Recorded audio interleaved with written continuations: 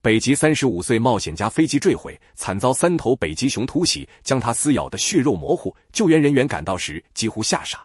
据美通社报道，35岁的谢尔盖·阿纳诺夫是一位俄罗斯飞行员，拥有5项世界航空纪录。2013年，他驾驶罗宾逊尔22型直升机从莫斯科飞往乌法，航程达1232公里，打破了单次最长不着陆飞行的世界纪录。随后，他又以1062公里的闭环飞行刷新另一项纪录。有些人天生与众不同，胸中燃烧着不安的火焰，总想去抓住闪电。谢尔盖就是这样的人。这一次，他的目标是成为第一个驾驶重量不足1吨的小型直升机独自环游世界的人。此前，世界上仅有1人完成过直升机环球飞行，但那次旅程有支援飞机随行，携带燃料与补给，且使用的是大型坚固机型。相比之下，22不过是一架常用于训练的小型直升机，用它去飞越全球，简直是疯狂。但谢尔盖偏要是2015年6月13日清晨，谢尔盖·阿南诺夫驾驶着那架轻盈的罗宾逊尔22直升机从莫斯科郊外的切夫利诺机场缓缓升空，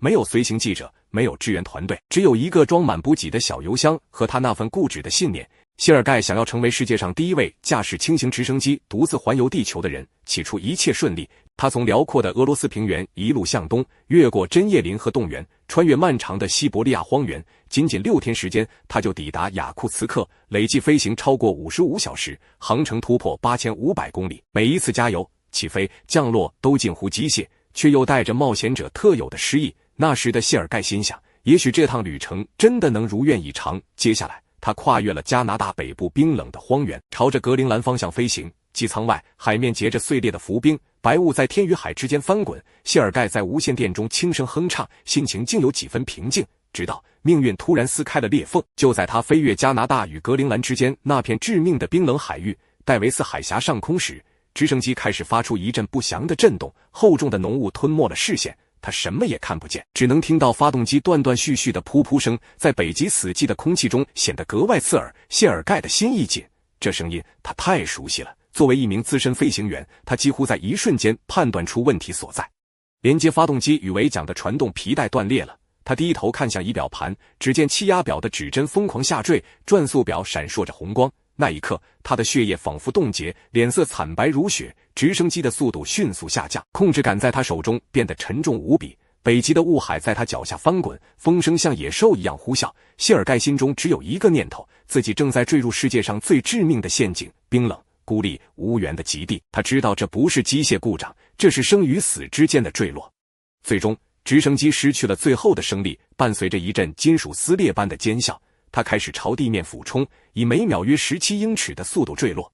整个机舱剧烈震动，警报声此起彼伏。谢尔盖死死抓住操纵杆，双臂几乎要被震断。他透过风挡玻璃看到下方那片破碎的浮冰，仅有一个篮球场大小，四周全是翻腾的冰海，那是他唯一的希望。谢尔盖咬紧牙关，拼尽全力控制方向，但他立刻意识到他无法准点降落，时间几乎凝固。他迅速做出一个大胆的决定，猛地将直升机向左倾斜，强行让旋翼先触碰冰面，以牺牲机械来削减坠落冲击。刹那间，巨大的轰鸣声撕裂寂静，旋翼碎裂成金属碎片，直升机侧身在结冰的海面上疯狂擦撞，溅起无数碎冰与浪花。撞击声在冰原间回荡。几秒钟后，奇迹发生了，直升机终于停下，歪斜地趴在冰面上。谢尔盖仍活着，几乎毫发无伤，他的双手在颤抖，呼吸急促，耳边只剩心跳声。可他还没来得及庆幸，寒冷的海水便从破裂的机体缝隙中疯狂涌入，冰冷刺骨，几乎瞬间漫到他的胸口。谢尔盖知道时间在迅速流逝，再迟几秒他就会被困在冰冷的金属棺材里。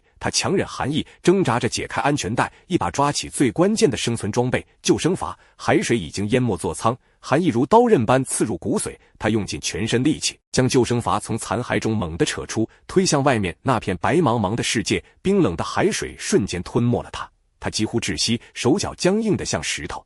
但求生的本能让他继续挣扎，一寸一寸地滑向浮冰。终于，谢尔盖的手指触到了坚硬的冰面，他拼尽最后一点力气，像溺水的人抓住救命绳一样，爬上了那块漂浮的浮冰。他趴在冰面上，浑身湿透，气喘吁吁，呼出的气瞬间在寒风中结霜，周围是无边无际的冰海与寂静。此刻他孤身一人，被困在北极的尽头，在地球最冷的地方，开始与死神的较量。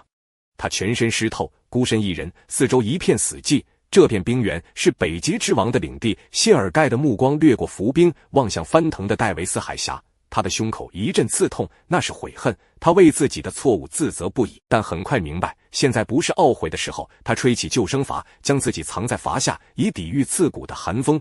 渐渐的低温开始侵蚀他的身体，谢尔盖意识模糊，手脚僵硬，他只能寄希望于奇迹，等待救援。幸运的是，他的朋友一位俄裔美籍飞行员安德烈·卡普兰正在网上追踪他的飞行轨迹。当发现信号中断时，他立即联系了莫斯科的另一位飞行员，后者随即通知加拿大新斯科舍省哈利法克斯的联合救援协调中心。2架 C-130大力神运输机被紧急派出搜救谢尔盖，但此刻身处浮冰上的谢尔盖对此一无所知。他只能希望自己的 GPS 信号在坠落前成功传递了坐标。然而比低温更致命的危险正在悄然逼近。不远处，一股阴影在冰原上移动，一头将近3米高的北极熊正左右摆动巨大的头颅，在空气中捕捉猎物的气味。它对鲸狮与海豹的味道再熟悉不过，但这次混入气流中的是一种陌生而新鲜的气息，一个被困在浮冰上的人类。谢尔盖在冰上已经撑了近4个小时，他蜷缩在救生筏中保存体力。突然一阵沉重的喘息声打破死寂，紧接着是冰雪被踩碎的咔嚓声，在极地的静默中格外刺耳。谢尔盖屏住呼吸，缓缓掀开救生筏的一角，从那道狭窄的缝隙望去，他的血液瞬间凝固。一头巨大的北极熊就在几米之外，它的毛皮在冰光下泛着冷冷的银白光泽，身上还滴着未干的海水，一滴一滴砸在冰面上，仿佛死亡的倒计时。那野兽庞大的几乎填满了他的世界，呼出的白雾随风飘散，带着猎手临近的寒意。谢尔盖的心瞬间坠入谷底，双手开始发烫，那是肾上腺素喷涌的信号。他一动不敢动，只能祈祷那庞然大物对他失去兴趣。